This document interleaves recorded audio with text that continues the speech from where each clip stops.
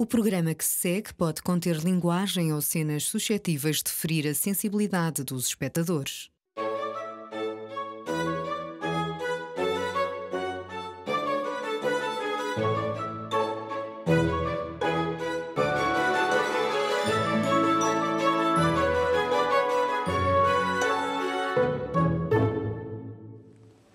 Olá, seja bem-vindo ao Anatomia de Vênus, o programa semanal que pretende abordar todas as temáticas relacionadas com a saúde sexual, descobrir as suas potencialidades, debater preconceitos e chegar a uma forma de solução para problemáticas na esfera sexual.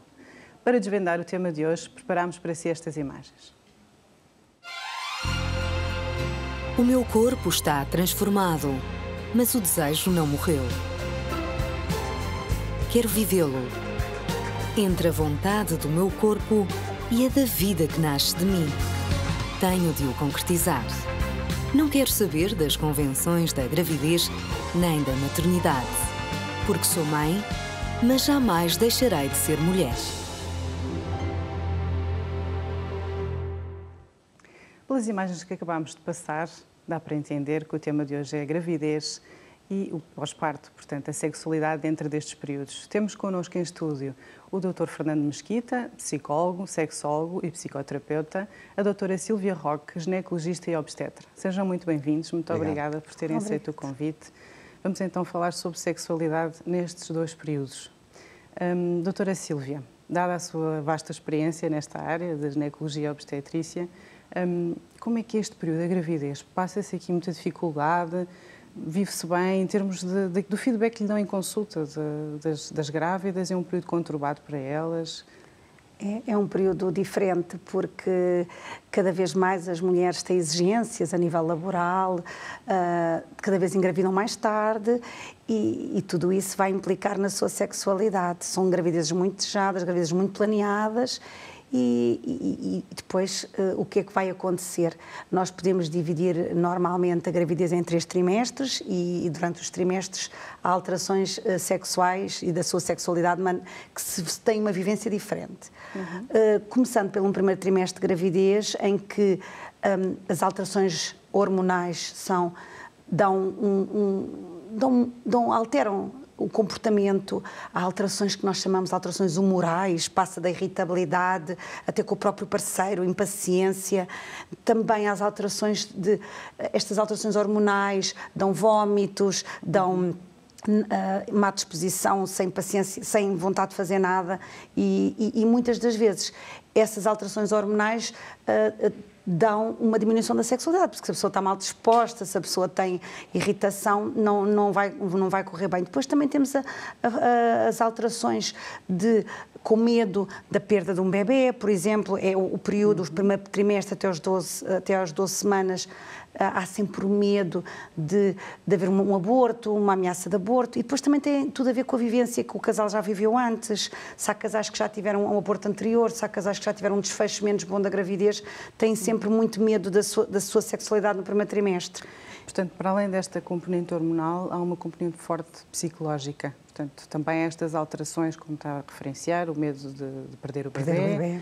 Dr. Fernando, mais dentro deste tema da psicologia, que receios, para além destes que a doutora Sílvia acabou de mencionar, existem neste primeiro período, deste primeiro contacto com a gravidez? Geralmente, após o descobrirem que estão grávidos, não é?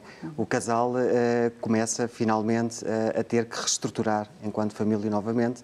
Vai surgir um novo elemento na relação e aí é importante que eles comecem logo a falar quais é que são as expectativas que eles querem depois do filho, não é? Não deixarem tudo para o parto ou quando tiverem o filho e começarem aqui a falar sobre as alterações que estão a sentir. Mais uma vez, é sempre importante que exista comunicação no casal. Tudo isto que foi relatado é importante que seja comunicado ao parceiro para que ele perceba quais é que são as transformações que estão a existir no corpo da mulher e também para que não insista tanto em termos de aproximação. Mas há um aspecto que é importante. Apesar de todas estas alterações que nós estamos aqui a falar, a sexualidade não implica apenas coito, não é? A sexualidade é muito mais que isto. É os beijos, as carícias, as massagens, que isto pode continuar e deve continuar na relação do casal. Isso é uma coisa muito curiosa inicialmente, que é quando estão grávidos, porque, por norma, parece que se esquece às vezes muito do parceiro, Sim, não é? Ou da sim, parceira. exatamente. E centramos-nos muito mais na mulher grávida, que por sinal tem esses sintomas todos que a doutora Sílvia acabou por referir. Doutora Sílvia, este segundo trimestre, portanto já entendemos que aqui nesta primeira fase a componente hormonal começa a haver aqui já alguma influência também, e no segundo trimestre? No segundo trimestre as coisas compõem-se ligeiramente, felizmente, porque já passou aqueles 3 primeiros meses em que ela tem o medo de perder o bebê, as alterações das hormonas, apesar de haver durante toda a gravidez, já estão mais... a mulher já se adaptou. E depois também vai haver uma vasocongestão, vai haver uma vasodilatação dos tecidos eréteis da vagina, vai haver um estado de uma vasodilatação, aumenta a lubrificação e aumenta também o estado de excitação. Portanto, a mulher parece estar com uma excitabilidade constante, o que normalmente é bom, porque aumenta o desejo no segundo trimestre de gravidez. E normalmente, um segundo trimestre normalmente é uma altura tranquila, a não ser que haja algum risco da placenta, por exemplo, uma placenta baixamente inserida, ou haja algum pequeno descolamento ainda, ou que a própria mulher tenha dores, comece com algumas contrações. Portanto, temos de sempre ter em linha de conta se existe algum cuidado médico, porque normalmente é o período em que nós damos mais liberdade ao casal para ter a sua sexualidade. E confidenciam muito dentro desta área da sexualidade nas suas consultas? Ou é um tema que guardam para si mesmos? Falam consigo sobre isto? Falam bastante, principalmente as mulheres, incrível, porque as mulheres, normalmente agora cada vez mais os casais estão os dois grávidos, vão os dois à consulta, mas as mulheres preocupam-se imenso, como eu disse, nota-se imenso, não digo em todas, mas cada vez mais nota-se imenso esse aumento de desejos no segundo trimestre, e às vezes até os próprios maridos ficam um bocadinho envergonhados na consulta, mas elas perguntam logo, doutora, não tem problema nenhum, posso continuar, e sim, é um tema de preocupação. Por outras vezes, algumas que durante o primeiro trimestre tiveram quase que proibidas de ter relações por descolamentos do trofoblasto, por ameaça de aborto, agora querem retomar e perguntam, ou muitas vezes até o próprio marido, não te esqueças de perguntar se podemos retomar a nossa vida sexual. Que é muito importante. Muito importante. Muito importante. Doutor Fernando, a parte masculina, neste caso, se for um casal heterossexual, como é que vive esta ausência, por vezes, de sexualidade, como diz, que não é só coito, portanto, não é só penetração, é todo um conjunto de troca de carinhos e contacto. Como é que vive esta oscilação de desejo, esta oscilação de comportamento também? Como é que é? Tudo isto é importante, em princípio, os casais também compreenderem que não vai ser uma gravidez que vai resolver problemas que eles tenham anteriores, ou seja, se no casal existe algum tipo de dificuldade sexual, se estamos a falar, por exemplo, de uma diminuição de desejo da mulher, pode haver esta alteração em termos hormonais, mas não é isto que vai resolver o problema. É importante que eles procurem resolver os problemas que eles têm. Depois também é importante que o homem compreenda que a mulher está a passar por todo um processo, toda uma transformação. Eventualmente até algumas mulheres sentem-se um bocado desiludidas com o corpo, com as transformações do corpo, e é importante que ele reforce que eu gosto disto.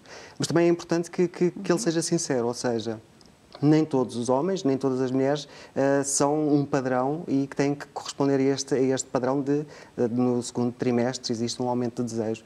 É normal que aconteça, mas também, se não acontecer, não devem considerar isso como um problema e que a relação não está a fazer sentido. E é importante que se valorizem, que aos poucos vão vendo as transformações que o corpo vai tendo, que criem expectativas, mais uma vez, que no fundo todo este processo os ajude a sentirem-se unos e não divididos, não é? Muito bem, muito bem. E também esta mudança de papéis, acha que tem influência o facto de serem um casal e estarem em perspectiva a passar para uma vida de família, também pode ter influência na sexualidade? Sim, mas também é importante que eles compreendam que, apesar de virem a ser pais, continuam a ser amantes, não é? E muitas vezes o que se verifica é, por exemplo, no casal existir uma mudança na comunicação do tipo o papai e a mamã, não é? E aqui dessexualizamos um bocado o nosso parceiro ou a nossa parceira. E é importante que essa pessoa continue a ser o nosso amante ou a nossa amante, não é? É importante que continuem a ver, ok, temos as nossas obrigações enquanto pais, mas também temos as nossas obrigações enquanto parceiros e enquanto amantes. Muito bem. Doutora Silvia, chegamos, entretanto, ao terceiro trimestre. Qual é a diferença aqui? Se tudo supostamente puder correr bem, não é? A sexualidade continua plena, portanto, dentro deste segundo trimestre, como acabou de referir, há aqui um aumento da libido. Terceiro trimestre, o que é que acontece? Terceiro trimestre as coisas já há uma diminuição do desejo no terceiro trimestre, muitas das vezes porque também a autoimagem, sentem-se engordar, algumas engordaram um bocadinho, para não dizer bastante, o peso, começam a ter algumas contrações, o próprio parceiro, pelo menos da minha parte, noto que tem medo de ter relações, com medo de até poder afetar... É uma questão que lhe fazem muito em consulta. Perguntam se houver relações sexuais, se o feto vai sentir. Claro que nem toda a gente pergunta isso, porque muitas dos casais encaram a sexualidade, mesmo durante toda a gravidez, de uma maneira natural. E também é engraçado porque o que eu noto é que se já há uma boa sexualidade antes, lá está, como disse o colega, como se há uma boa sexualidade antes, também normalmente há uma boa sexualidade, uma boa cumplicidade durante toda a gravidez. Agora, o que vai acontecer no terceiro trimestre, e a diminuição do desejo é principalmente por diminuição da autoestima, porque estão muito pesadas, e mesmo também as posições já se tornam ligeiramente desconfortáveis, algumas, portanto tem que se adotar algumas posições que sintam mais conforto, e também porque pode haver contrações, pode haver ameaças de parto prematuro, e portanto tem que ter algum cuidado, principalmente por isso. Mas pode ou não, efetivamente, magoar o bebê? Não. É um mito? Não, é um mito. Doutor Fernando, quando falamos aqui nesta parte da continuidade da sexualidade, um dos receios que eu sei que mulheres relatam também é, por exemplo, para além da penetração, se pode magoar ou não, se ser um mito ou não, mas também a parte do orgasmo, no caso da mulher, se esses espasmos, se essas sensações podem, de facto, afetar ou fazer alguma diferença ao feto. De facto, quando nesta última fase da gravidez, quando existem as contrações do orgasmo, são sentidas de uma forma muito mais forte e contínua. Portanto, pode existir aí algum tipo de sensação de que posso ter um parto, não é? Mas também é importante que todas estas transformações que se foram falando, que a colega foi falando, também vai aumentar a sensibilidade na parte genital feminina. Isso vai fazer com que muitas mulheres que nunca tiveram orgasmo consigam pela primeira vez ter orgasmo ali com o parceiro. Portanto, é uma descoberta que os dois têm que fazer, e acho que isso que é o mais importante no meio de tudo isto que estamos a falar. Muito interessante. Mas dentro destas dificuldades, agora nesta terceira fase, como a doutora Silvia falou e muito bem, das posições, para um casal que queira manter uma sexualidade com penetração, o que é que o doutor sugere? Em termos de posições ou em termos até, não falarmos só a nível de penetração, de fatores que possam enriquecer esta intimidade? Em termos de posições, na última fase da gravidez, geralmente a que é mais confortável para ambos será de lado, ou seja, aquela que nós chamamos da conchinha, que geralmente se chama da conchinha. Também pode às vezes acontecer, se a mulher se sentir à vontade, a mulher por cima também pode ser uma posição que é aconselhada, apesar de que a mulher de lado é mais aconselhada nestes casos. Depois, tudo o resto, ou seja, mais uma vez, não é obrigatório que exista o coito. O casal pode fazer muitos outros tipos de atividades sexuais. É importante também, nestas fases, que tenham consciência da saúde sexual, ou seja, que não exista nenhum tipo de infecção sexual, principalmente se o homem tiver herpes e pode transmitir o herpes nesta última fase para a mulher através do sexo oral, por exemplo, é importante que eles estejam muito cientes do estado de saúde de cada um.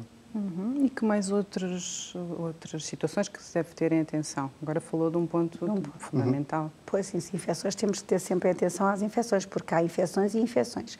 Se for um simples fungo, normalmente não há problema. Trata-se o homem e a mulher, normalmente, porque senão é tipo ping-pong, passa de um para o outro, mas há infecções ligeiramente tipo vaginosas, que podem eventualmente até subir e poder afetar o feto, mas são pouco frequentes, porque normalmente hoje em dia nós fazemos os despistes, numa mulher que segue a gravidez, nós fazemos os despistes em cada trimestre.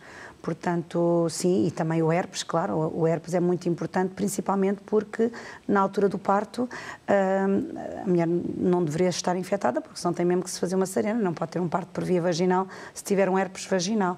Mas pronto, o que eu noto mesmo realmente nesta última fase é mesmo o medo principalmente de poder acontecer um parto. Portanto, eles têm os dois, noto no casal que tem os dois medo e até dizem, doutora, agora só mais próximo, mas depois o que acontece é que mais próximo do parto, é um terceiro trimestre já depois do pré-termo, depois das 36, depois das 37 semanas, alguns até retomam porque até dizem que eventualmente pode apressar o parto.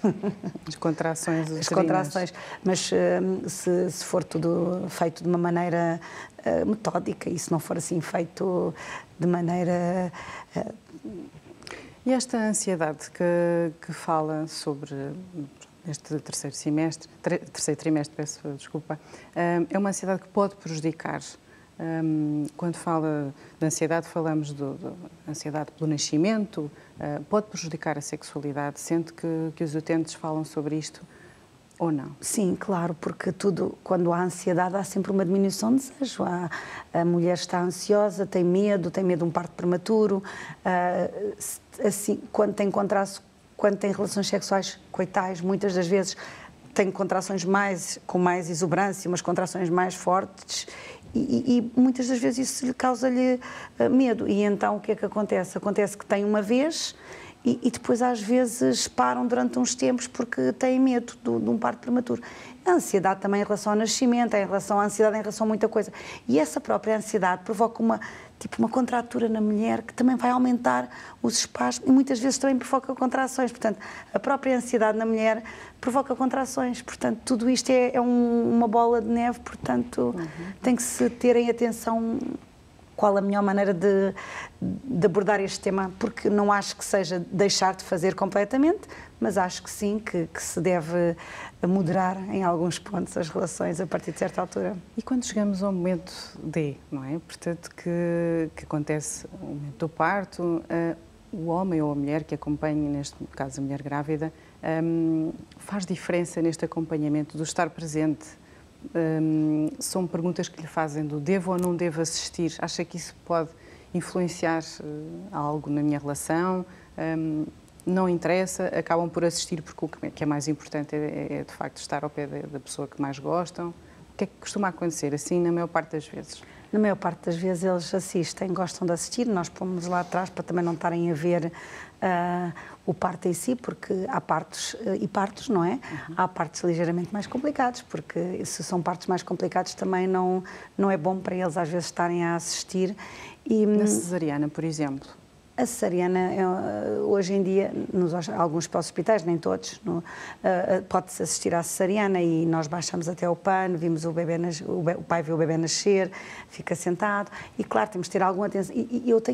Há uma coisa que eu acho que é muito importante, é que eu vejo muitas mulheres a forçarem os homens a querer assistir, mas o colega vai explicar isso melhor que eu, a psicologia dos homens é ligeiramente diferente das mulheres e então eu acho que há homens que não estão preparados, mas que não querem não querem ficar mal na pintura e então vão assistir e depois não se sentem bem e até ficam com alguns problemas de terem assistido. Portanto, eu digo sempre, falem, comuniquem e vejam o que é melhor, porque não vale a pena forçar, porque depois forçado é pior e então, normalmente, mas a maior parte assiste, mas há alguns que preferem não assistir.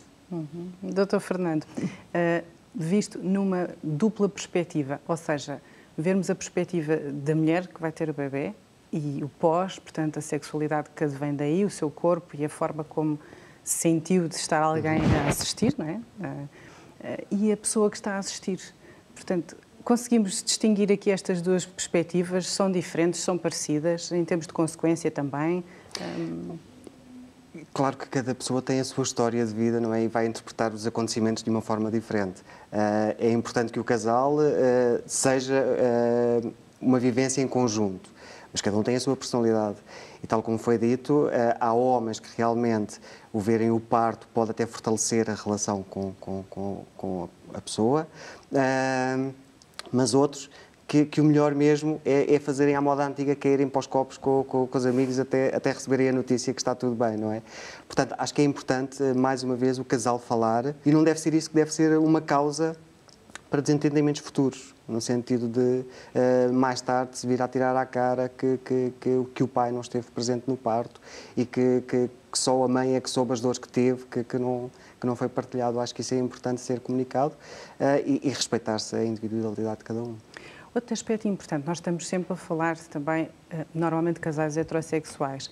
Quando a mulher grávida tem uma companheira, como é que isso acontece? Podemos falar das mesmas coisas? É diferente? Não se verificam este tipo de... Em princípio, as mulheres terão outro tipo de sensibilidade que, se calhar, nos homens não existe, não é? Elas conhecem o corpo, sabem todas as transformações, eventualmente até uma mulher que não tenha estado grávida conhece mais facilmente o processo todo que pode passar uma grávida, não é? Mas, mais uma vez, não existem respostas certas. Se calhar temos homens que vivem isto de uma forma muito mais intensa que outras mulheres, e temos mulheres que têm relações com outras mulheres que, se calhar, lhes é indiferente ou não todo este processo. Portanto, quando nós metemos um chavão de que é assim que deve ser feito ou que isto desta forma é que é correta, é muito arriscado. Portanto, é melhor não metermos catálogos nestas coisas. Exatamente, evitar o post-it. Exatamente. Doutora Sílvia, em relação a este período que inicia, do pós-parto, o bebê já nasceu, já existe uma família nova, recém-chegada, como é que se vai proceder a partir daqui em termos relacionais, em termos de consulta, o que é que lhe dizem? As coisas voltam à normalidade a partir de 30, 40 dias, dependerá também da forma como será feito o parto. O que é que lhe dizem em consulta? Estes primeiros, normalmente nós referimos o pós-parto, os primeiros 6 meses do pós-parto, apesar de, na consulta de puerpério, ser feito aos 30, 45 dias. Há uma diminuição de desejo porque, principalmente se a mãe está a amamentar, há uma libertação de prolactina que vai diminuir o desejo da mulher e também há uma diminuição de estrogénios durante a amamentação, o que faz com que a própria vagina diminua a lubrificação. Há um hipoestrogenismo, quase, nós costumamos quase dizer, parecido quase com o da menopausa. A mulher fica com secura, não tem lubrificação e as relações sexuais doem. Há uma dispareunia, portanto, dor na relação sexual. A maior parte das vezes, se foi um parto normal ou uma cesariana, em relação ao desejo, não há diferença, porque tem tudo a ver com a parte hormonal, mas em relação a iniciar a relação coital após um parto normal, o que eu noto é que muitas das vezes há medos, porque muitas das vezes houve um pequeno corte, uma epísio, nós chamamos epísio, nós cada vez fazemos menos epísios, mas às vezes tem que acontecer, porque o bebê tem que sair e às vezes a cabeça também é grande e temos que cortar um bocadinho. E às vezes elas ficam ligeiramente traumatizadas, com medo de começar outra vez a relação sexual. Mas a parte hormonal também é importante. Assim que acabar a amamentação, eu penso que muitas das vezes volta tudo ao normal, já outra vez uma maior lubrificação, já passam algum tempo, já retomam outra vez a vida sexual de uma forma habitual. Mas hoje em dia também se vê uma entidade que as mulheres também dão de mamar durante muito tempo. O que é que vai acontecendo? Elas vão ter que se adaptar a esse estado de amamentação. Há mulheres que aumentam 1, 2 anos. Então, durante o tempo que vai passando, como também vão amamentando menos, essa diminuição da lubrificação, essa diminuição do desejo, claro que vai haver sempre, mas vai diminuindo com o avançar da amamentação e o avançar do tempo. Doutor Fernando, agora falamos daqui de um aspecto importante, não é? O órgão erógeno, o peito, neste caso a mama da mulher. Se for muito prolongado este ato de amamentação, como é que funciona aqui, em termos de sexualidade? Da própria sexualidade. Muitas vezes o que é dito é que a mulher até fica dividida. A quem é que pertence este peito? Se é ao bebê ou se é ao marido, não é? E então tem que conseguir desconstruir toda esta coisa que é feita. Mas acho que foi dito uma coisa muito importante, que é o facto do medo, não é? E todos estes medos que vão surgindo da dor devem ser, mais uma vez, falados. E o casal só deve avançar para uma relação sexual com penetração quando existe desconstrução de todo este medo, não é? Portanto, o casal pode fazer muitas outras coisas, eventualmente a tal secura que nós tínhamos aqui falado também pode ser ultrapassada recorrendo a um lubrificante, mas, acima de tudo, ultrapassar estes medos, ultrapassar estas crenças do peito, do doer ou do não doer, não é? É importante que a mulher se sinta bem com o corpo para que se consiga entregar plenamente ao parceiro ou à parceira. Uhum. E quando falamos aqui desta parte de o bebê aparece, o casal que era casal já, se calhar até tinha passado algumas dificuldades durante o período da gravidez e agora temos um elemento que não vai permitir que as coisas retomem o que era antigamente, porque isso nunca mais vai acontecer, obviamente. O que é que se pode fazer para evitar que a relação íntima se deteriore ainda mais? Portanto, desta chegada deste bebê, como é que se pode posicionar aqui o casal? É importante que o casal tenha vários recursos. A família é um excelente recurso que podem utilizar sempre que precisarem de um momento de intimidade para estarem os dois, não é?